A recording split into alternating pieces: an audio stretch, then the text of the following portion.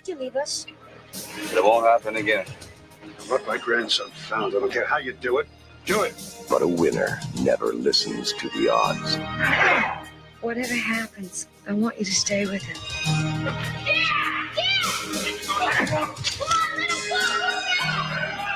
Where'd we end up? Together is all I can guarantee.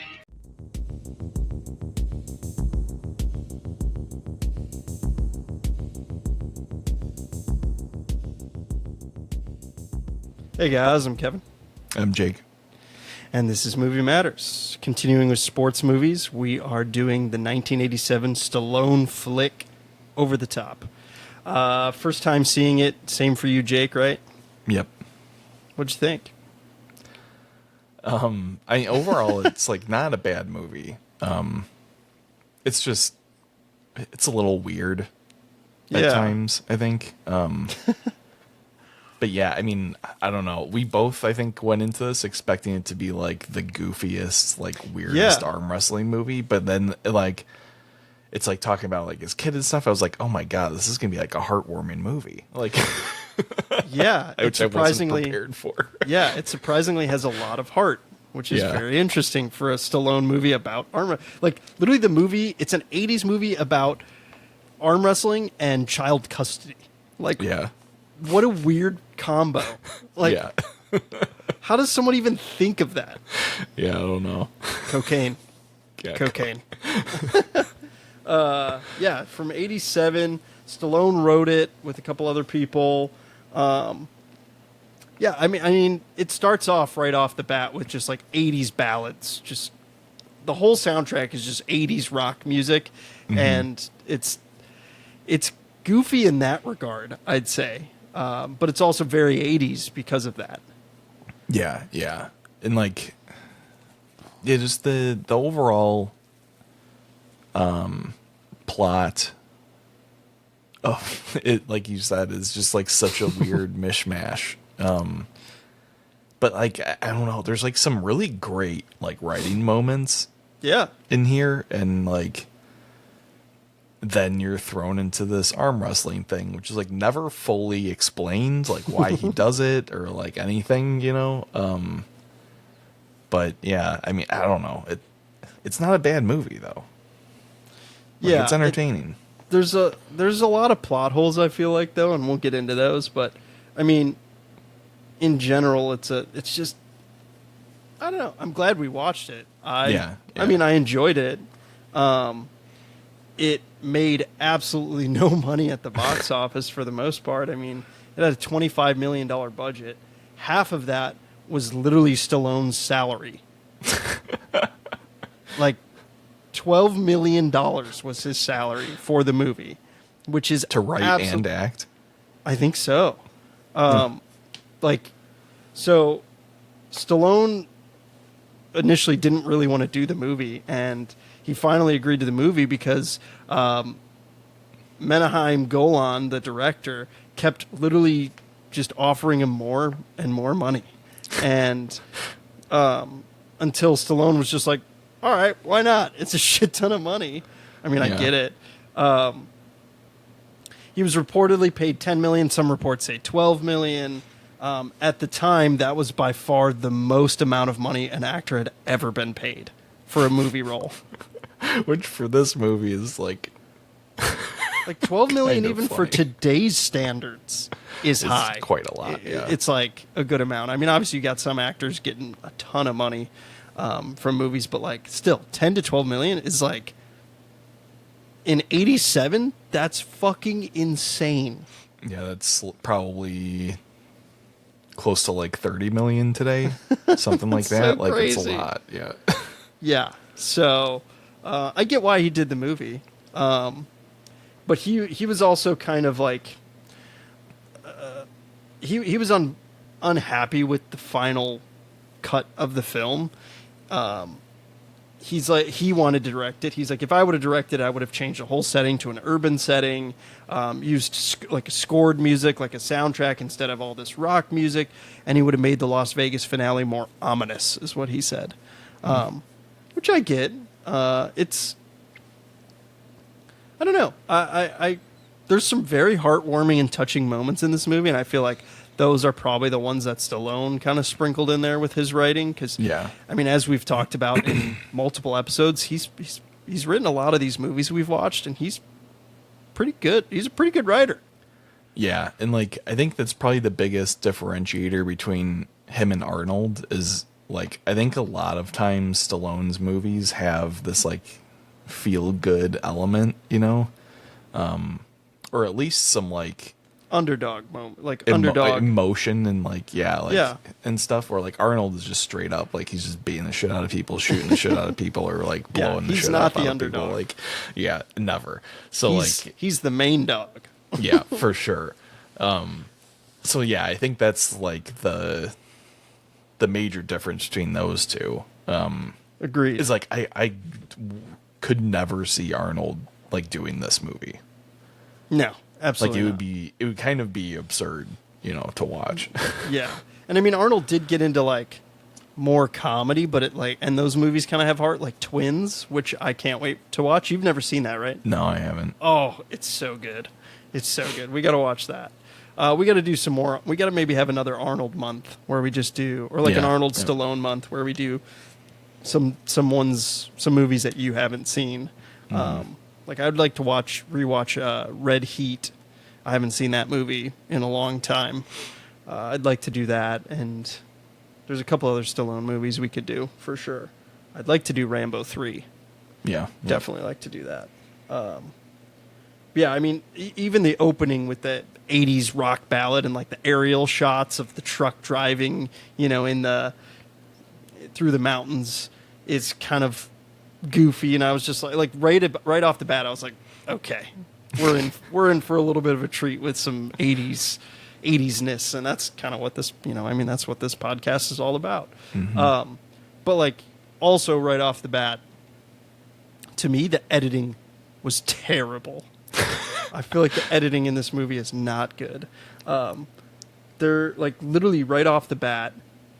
There's the aerial shots of the truck and like there's like a very quick cut. There's like literally a second clip of a weird shot of like the front fender of the truck, and then it cuts back to like another aerial shot. I was like, what the fuck? Like, that was so weird. And so right off the bat, also like knowing it was very 80s, but also knowing it's not going to be that great of a movie. Yeah, I noticed like one or two bad edits in the movie, but yeah, like I think when they're taking turns switching the radio on and off, there's like a weird jump cut in there that like was like really strange because like it was like totally unneeded. But yeah, there's also like that shot of them messing with the radio. It looks like a grown man's arm for Michael, his kid. It looks like a grown man's arm, like changing the knob, and I feel like they inserted that. It just, he's like 12 years old and he's got a hairy ass arm. It looks like from. I was like, what? That's obviously not. It can't be his arm. Yeah. Which is very interesting. The father son dynamic in this is pretty interesting. Again, I feel like there's kind of a lot of plot holes. Like, do we ever figure out why he left the mom and son? Is it because of the grandpa? So there's only like there's one line where he says to the grandpa like, "You were like tearing the family apart," and the grandpa's like, "Nah, you did," and then like that's it. Yeah. So like it's never really explained why he leaves. Well, at least. There needed to be more of that, I feel like. I mean, granted, I mean, this movie's only an hour and a half. It's one of those quick 80s. Yeah, I mean, especially because his wife doesn't seem upset with him. No. So, like, that's the weird part about it is, like, she's like, yeah, I want you to, like, be with Mike and, like, you know, take care of him and stuff. And, like, and then, but, like, the grandpa seems to be the only problem. In the movie, like, so I don't know. Yeah, it's one of those things that should have been addressed, I think, more explicitly. Yeah, that conflict could have been fleshed out definitely a lot more thoroughly. And it's like, I mean, the only thing I inferred from that is like the mother, or like his wife, is on her deathbed, and she's like, all right, well, I've kind of come to terms with the fact that, like, I'm dying, and I'd rather have you spend some time with him as opposed to her father. That's kind of what I inferred. I don't know. I mean, that I think was like kind of clear, but not super clear. Yeah. That's what like her plan was.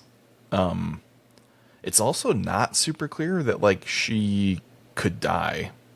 Like, and like, what does she even have? Is it explained? I mean, I think they say. So. I mean, it's like some kind cancer. Of heart thing. Oh, yeah. I think is what they say. But like again, it's like one very quick line. Yeah. So like, it's so forgettable. Yeah, it's not super. It's not super clear. Even in the beginning, like what's going on. Like again, it's like one line where he says like. Where the kid asks him how long the drive is going to take. He's like, yeah, like, 2 or 3 days. Then we'll be there for your mom's surgery on Wednesday. And like, that's like the intro to the fact that the mom is like going to die soon. Yeah. Like, it's like, I don't know. It's just not, I feel like some of the major plot points are just kind of glossed over in favor of arm wrestling and the arm wrestling, which also doesn't show up until kind of deep into the movie and then goes away for a very long time until the very end. So yeah, I don't know. It's pretty interesting. It's like you almost take out the arm wrestling and you have a standard. Like, it's just a road trip father-son movie. Yeah, it's interesting. Like I mean, we're watching it, and you and I had talked about in the end of the last episode. This was an arm wrestling movie, and we thought it was going to be like the goofiest shit of all time. Yeah. So like, I'm watching it, and Jenna, I said, like, well, this is an arm wrestling movie with Stallone. She's like, that sounds terrible. Like, let's watch it. And like, it's going and going and going, and there's no arm wrestling, and I'm like, shit, did we like pick this movie and not realize that it wasn't really a sports movie? And then there's like the arm wrestling in the bar. Yeah. I'm like, okay, there it is. And then again, I'm like, where did it go? Like, then it starts to almost turn into an action movie for a little bit. And I was like, oh God, we picked a movie that wasn't actually a sports movie. And like, then all of a sudden it comes back at the end with the arm wrestling. And it's like, oh, like, it's just a weird structure. Yeah, it's kind of all over the place. And the action movie scene specifically is probably where they try to kidnap the son. Yeah, which is also like bizarre. Yeah. And I don't know. Is it ever explained what the grandpa does? Robert Loggia, who's awesome, by the way. No, I don't think we have no idea why he's rich or a bad guy, right? Yeah, like, I mean, we don't even, I don't think, understand why he dislikes Hawk at all. Yeah. From what I inferred is that it's like, oh, you walked away from this family and you're not able to take, like, you have no right to take care of my grandson. But Hawk says, like, you were the one that drove the family apart, so he hated him even before he left. So like, it's not super clear like what's going on. Yeah, there's a lot of, I think that's one of those things where you're just supposed to accept it. Yeah. And be like, okay, he doesn't like him, Yeah. Thinking about this more, the movie kind of fucking sucks. I mean, like, from a technical standpoint, it is a pretty shitty movie. But from a, like, watchability standpoint, it's not bad. Yeah. Yeah, I love Robert Loggia. He's awesome. He's such a great villain. He's also great in Big, which you've never seen Big, right? With Tom Hanks? No, I haven't. Oh, we got to watch that movie. Yeah. Very good 80s movie.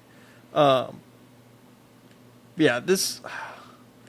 God, just thinking about it, it's just like the structure is all over the place in the story. Changing in real time. Yeah. And that's what happened. I feel like that's rare for me.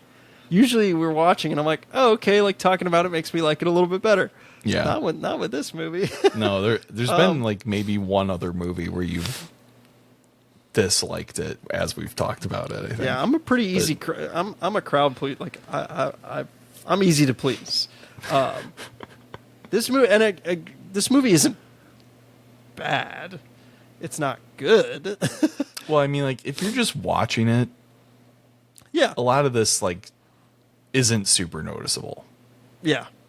Like if you're just gonna watch it and like it's enjoyable. It's not like unbelievable, but like it's decent, and like it does have those moments where you're like, oh wow, like that was a nice moment and stuff like that, which helps it a lot, I think. Agreed. One of the writers, David Engelbach, he was like appalled at the changes that was made to the script, and he recalled having tears in his eyes when he saw the film.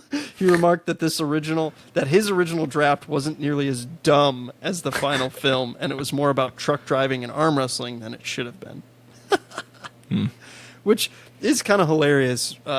Just Stallone as a truck driver in general. Also, his name, Lincoln Hawk, is hilarious. Yeah. Which that's so fucking made up. Yeah, and the one weird thing is people go back and forth between calling him Hawk and Hawks.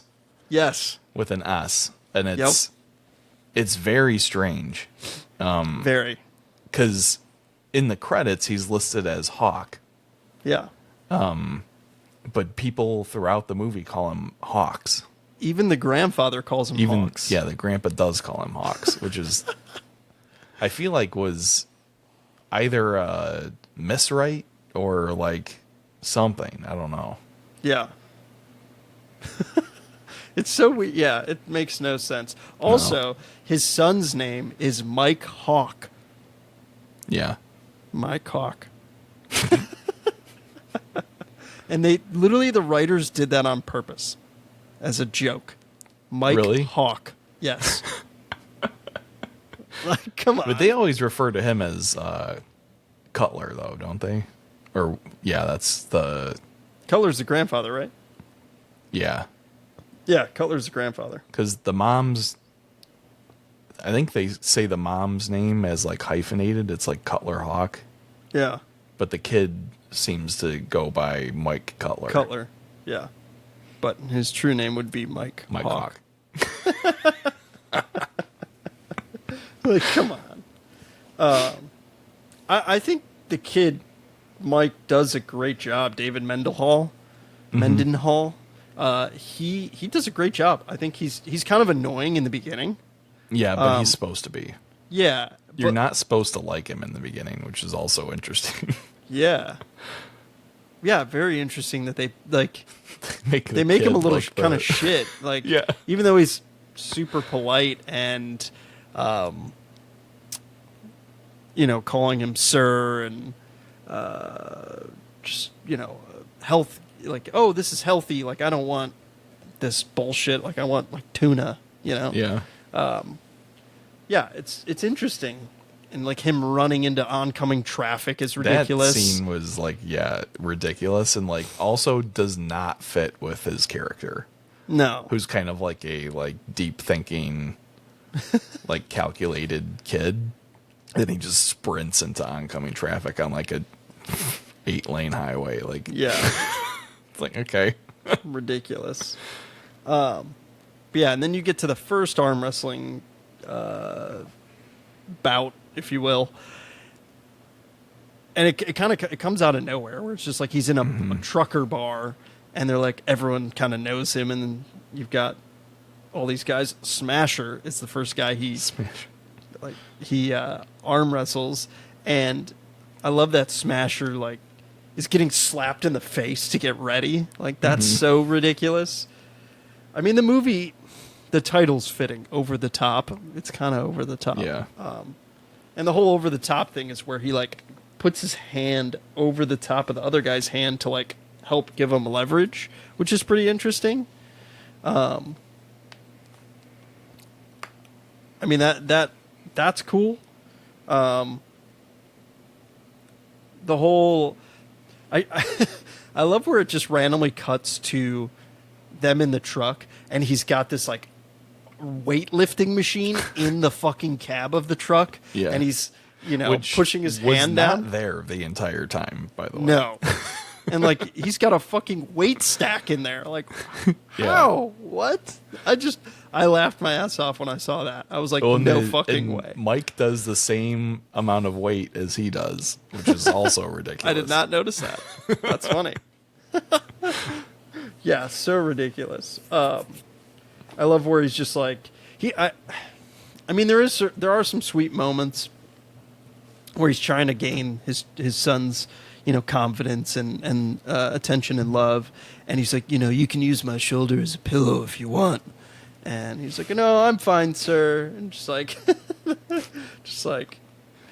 I don't know, like he's so sweet for a fucking arm wrestler. Yeah. And I don't know, it's just interesting. And then you get that, like, they're kind of starting to bond, and you get that, I thought it was awesome, which is classic for any sports movie. You get that workout montage of them with the sun in the background and them, working out and arm wrestling kind of each other, and like him teaching him how to arm wrestle, which is cool and adorable, and it's shot really well. I really liked that scene. I thought that was really cool. Yeah. I do like that. I mean, it's kind of unrealistic, but when Stallone lets his son drive the truck, that's kind of ridiculous. Yeah. But pretty cool, because it kind of ties into the later half of the ending of the movie where the kid is driving himself. He steals a truck, which I'm pretty sure that truck is stick shift. And that's probably. I mean, obviously the semi truck is, but pretty interesting that the kid just gets in it and goes. I thought he was going to drive all the way to fucking Vegas. Yeah, me too. Then he shows no up at fucking way. LAX or whatever. I was like, oh, okay, that's a little bit more reasonable. Yeah. But then how does he get on a plane? He doesn't have any money, Yeah, there's some plot holes for sure. Yeah, I was like, no way this kid's driving all the way to fucking Vegas. Like, that'd be insane. That would be insane. But that would also be hilarious. But also it might, I don't know how far it is from LA to Vegas, but from the amount of time it's like 3 hours, I think. Like, it probably would have taken just as long to drive there as it would to go to the airport, get on a plane, and then fly to Vegas. So, let's see. Los Angeles. I think it's like 3 hours. I've done the drive before from LA to Vegas. Yeah, it's not like super far, but 4 hours. Yeah, it'd be cutting it a little close, but yeah. And from Phoenix, it's like 5 hours. 4.5. So it's about almost equidistant. Yeah. I do like the father-son bonding where he has his son arm wrestle some bullies, which is kind of like so weird, but also interesting. And like the one bully is like, if I lose to you, I'd kill myself. I was like, Jesus, like that's insane. That also like comes out of nowhere because those kids are just sitting there like hanging out, and like Stallone's actually the instigator of that fight, which is kind of funny.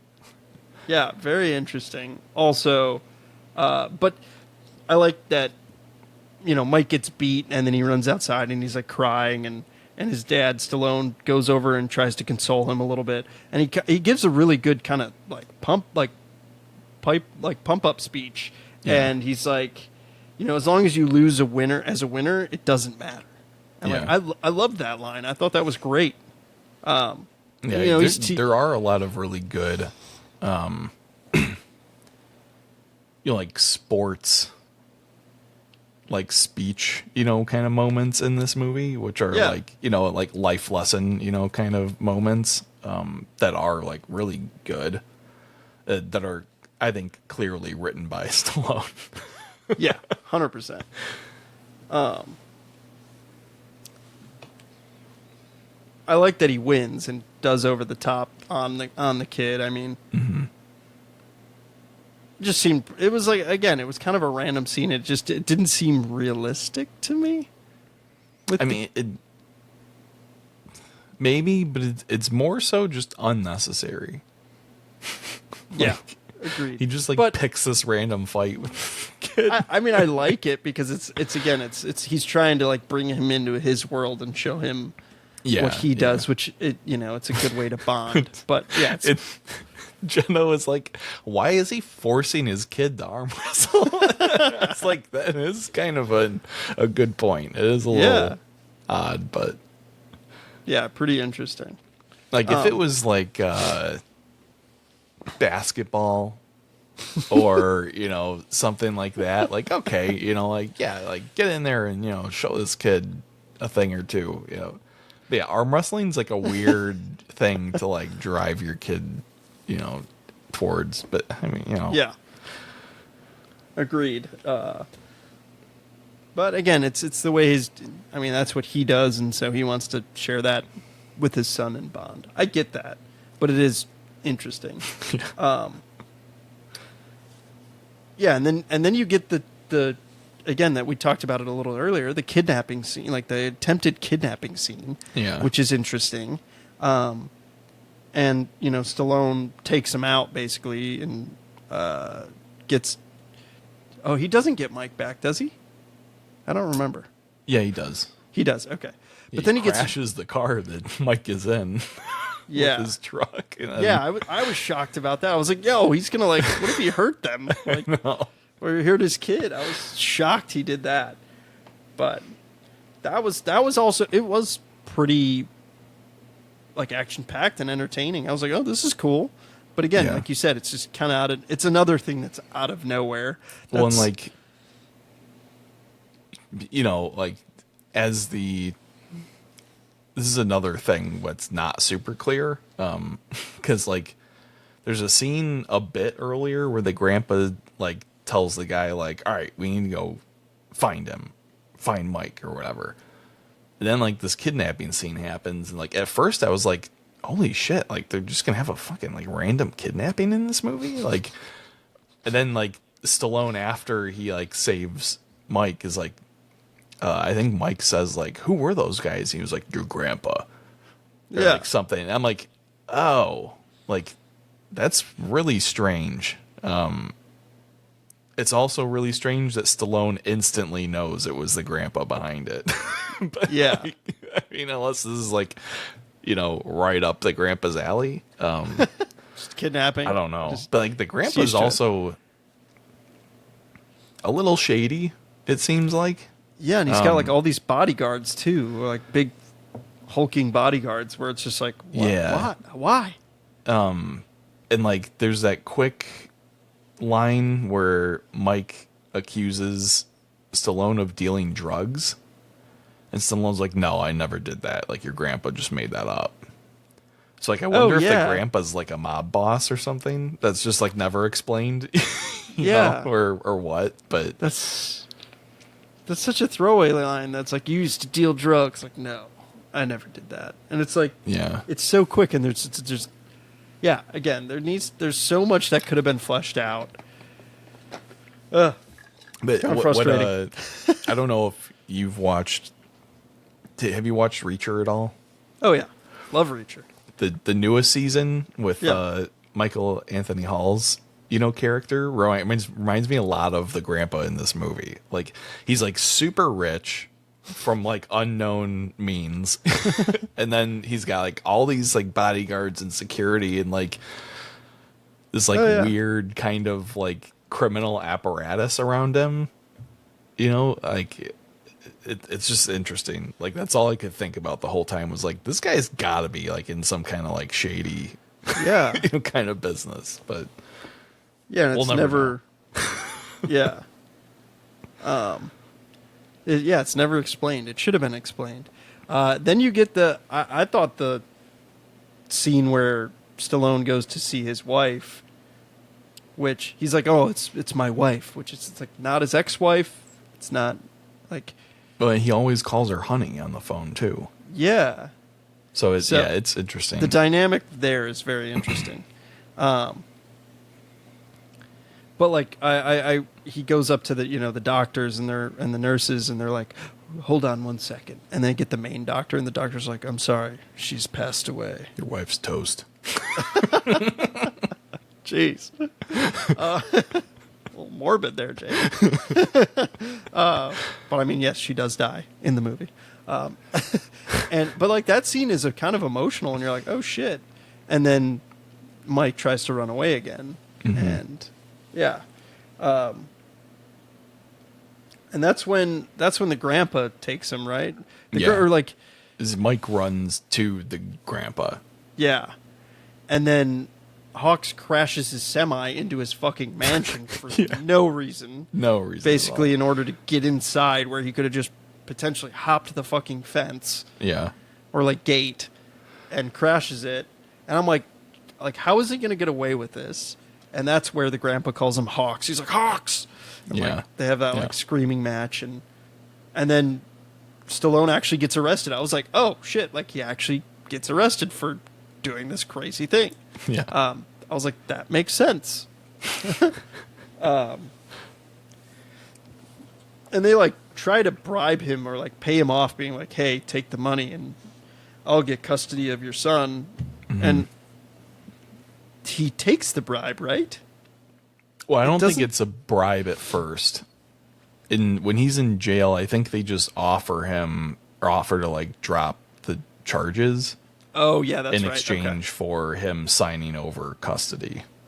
Yeah, that's which right. he agrees to. Yeah. And then he gets released. You're right. Yeah. I watched this movie like Monday. It's been a week. The second time he tries to bribe him when they're in Vegas. Yeah. Though.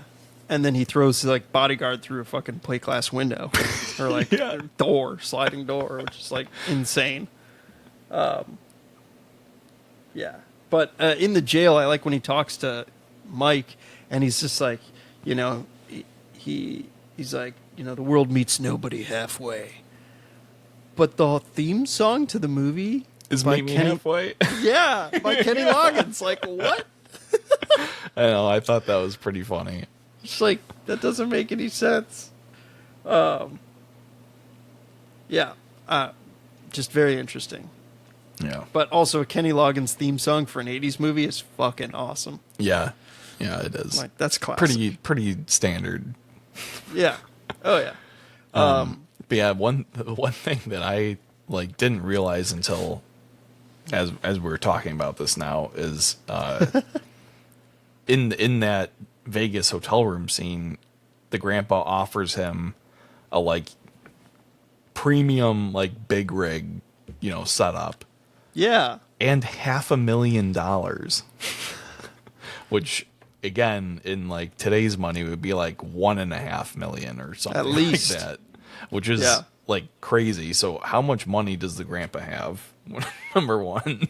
And number two, like that's a lot of money to just walk away from. I mean, I get that it's his kid that he's giving up. Yeah. Very interesting. There's a lot that doesn't kind of make sense. Yeah. Well, like I don't understand why he sells his truck. Yes. Either. I was just thinking that too. Like it's kind of a weird. But he sells it to like put money on himself. Yeah. And he's like, "What are the odds on me?" Like basically, and it's like 20-1. So it's like $7,000 down on that for the bet. And at the end, it's not even like he's not. They don't even tell you how much he won or anything. And like he's not like, "Oh, we're going to be set up for a while, Mike. Like we've got a ton of money now." He doesn't even talk about money or the new truck or anything that like he just won. Like, it's interesting. Almost like it didn't matter if he won or lost the arm wrestling match, but an arm wrestling match to win a fucking semi truck. Yeah, it's such a weird prize. Like, are all these guys? Is that kind of what the movie is alluding to? It's like all these arm wrestlers are truck drivers only. Well, I think there were two. Because like they briefly mentioned that there's different divisions in this like arm wrestling competition, and Stallone is in the independent truck driver division, and then there's also like so weird. Teamsters Union division, who like the big black guy is part of. So I guess like half the contest is like are truck drivers. So maybe it is a reasonable prize, but I don't know. This movie just felt like almost like dodgeball to me. With like ESPN 8 the Ocho with arm wrestling 100%. and then putting the money on themselves to win. Like the bribe and everything. It's almost dodgeball like. Yeah, I mean, you know what? I think you're right. I think Dodgeball was loosely based on this movie. it's like a remake, but with dodgeball and not arm wrestling. I swear, when I was watching the movie, that's exactly what I was thinking. I was like, this plot is Dodgeball's plot is Oh my God, that's almost so like funny. this. Yeah. Which I've been wanting to rewatch Dodgeball because that movie's a classic. Mm-hmm. That's a movie we grew up on. That's just so good. Yeah, it's phenomenal. Yeah, it's literally the Lance Dodgeball. Armstrong scene is one of the best like comedic scenes of all time. Yeah. Oh, and Chuck Norris. And Chuck Norris. I like when getting back to this movie a little bit. I like when Mike finds the letters that his dad wrote him. It's like, why the grandpa like hid them? Why not fucking throw them away? Yeah, and they're all, but he finds them in his mom's purse, so it's like not super clear who was actually hiding them. Yeah. So I don't know. Yeah, it's just very interesting. Yeah. I wrote you every day.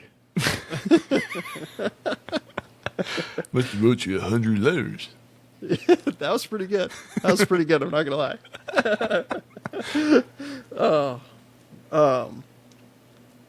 The montage of the arm wrestling competition is pretty cool. I like that. And there's just like so much testosterone on screen, where it's just very 80s. Drinking motor oil and like swallowing his cigar. Jeez, that guy was insane. There's one guy that in the montage, one competitor goes so hard his elbow breaks. And that was real. Really? It was not fake. Totally unplanned, and just insane. Ridiculous. Like, what the fuck? But I love the guy that swallows the motor oil and the cigar. That guy's John Grizzly. Is his name in the movie? And like, I love when he beats Hawk and like runs up and like goes to like say like, congrats to all his buddies, and there's a guy there like with his hand up like waiting for a high five, and he doesn't get it. Did you see that? No. I was like, oh wow, that fucking sucks. Like, I don't know, that obviously had to not be intentional. Yeah. But there's literally a guy like to his right on screen that's like literally That's high hilarious. five, trying to high five him, and never got it. I was like, oh, poor guy. Yeah. What's funny is, and then the main villain,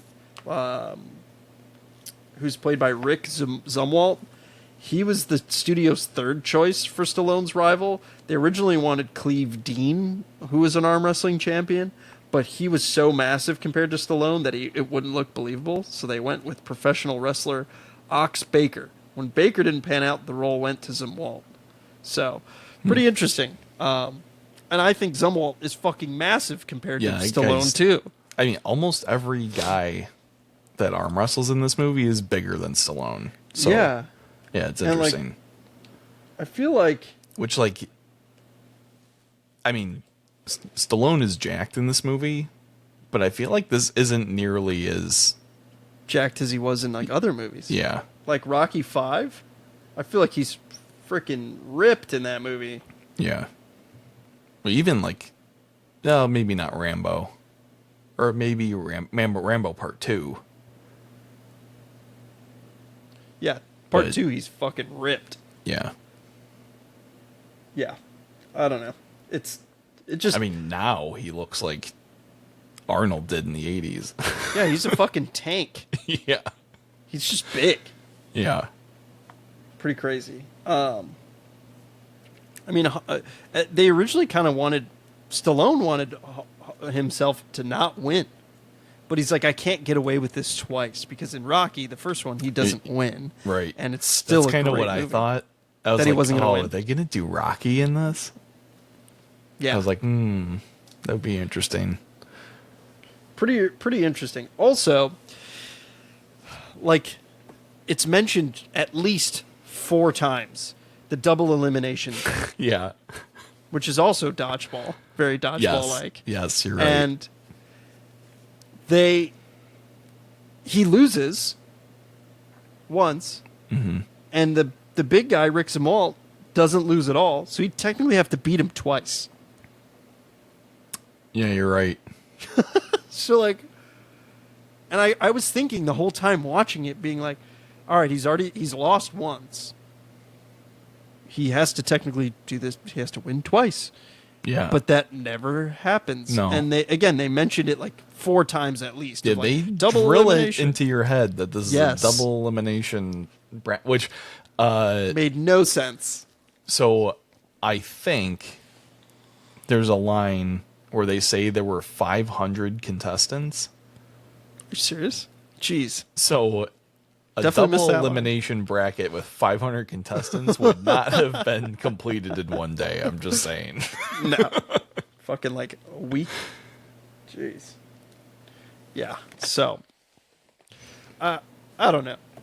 This movie had all kinds of weird plot points and plot holes, and I don't know. Again, kind of talking about it kind of fucking sucks, but so I mean, I don't know. I had fun watching it. I mean, don't get me wrong, I did too. Just picking it apart now, but Yeah. And I expected it to be a little goofier, but it's entertaining. It's definitely a cult film, I'd say. I mean, it made no money, so yeah, I feel like this was like this should have picked one or the other. Father-son road reuniting trip. Yeah. or arm wrestling. Yeah. And split it into 2 different things. They seem like such opposite ends of the spectrum of like how to link the 2 stories together. I don't know. It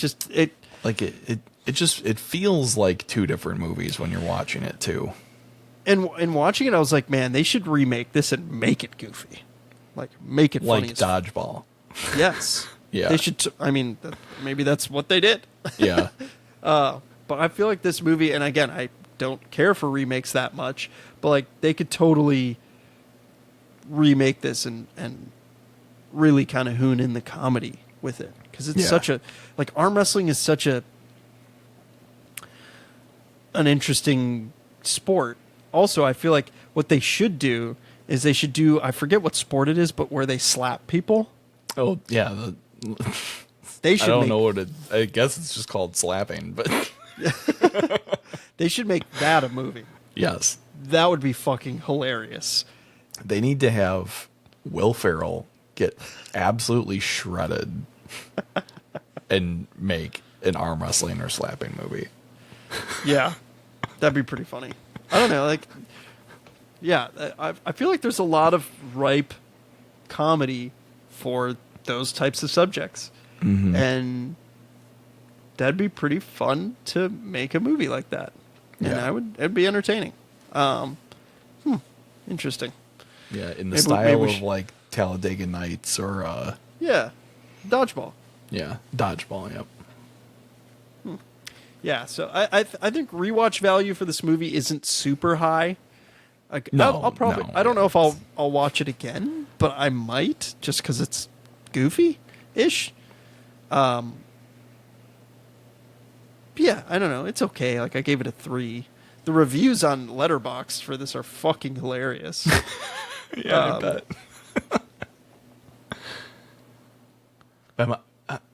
What was this movie rated? Is it PG? I think it's PG. Let's see. Because like, I think the only person that like swears in the movie is the big guy at the end. It is PG. Yeah.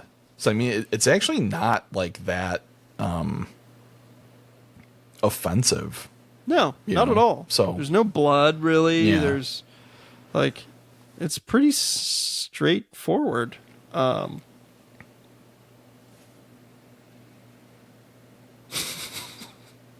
of these fucking, like this guy's review, like the whole fact that Kenny Loggins meet me halfway, but the whole message repeated at least 4 times is the world meets no one halfway, or no one can decide what Stallone's name is. Most characters call him Hawk, others call him Hawks.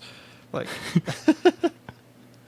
yeah, there's a ton of really funny comments.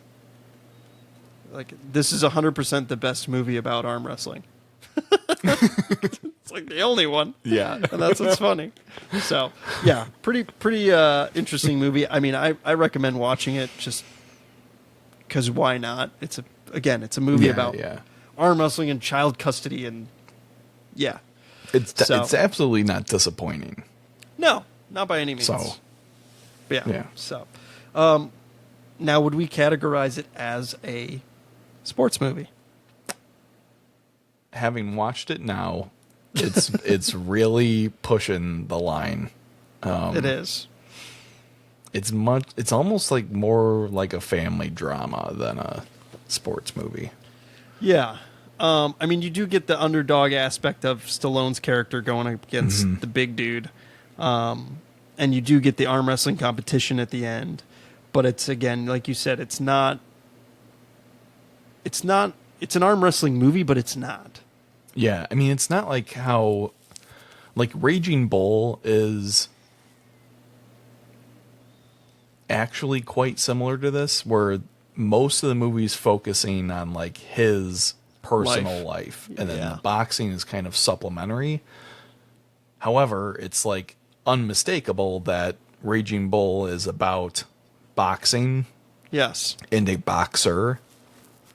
Like, this movie is more about Stallone's relationship, or like trying to create a relationship with his son, and like the arm wrestling is just like a vehicle to get him a new truck. Like, I don't know, you know, like, a vehicle to get him a vehicle. Yeah. Yeah. I don't know. If you haven't watched it, watch it. Yeah. You might hate it after listening to this review as well, but it's fun. It's entertaining. And it's a quick watch. Don't go into it with a like super critical mindset. Yeah. Yep. Exactly. So, all right. And then next week we've got The Color of Money, another Scorsese film, and what I recommend is watching The Hustler before and then The Color of Money, which I'm going to watch The Hustler. Are you going to watch The Hustler? I'm going to try to. Yeah, I'm going to try to as well. Yeah, because Color of Money is a sequel to The Hustler. So, yeah, we'll see how that movie is. I'm excited to watch that because I've never seen either of them, and they're supposed to be really good. Yeah, same. All right, guys. Well, thanks for watching, and we'll catch you next week. Yep, see you.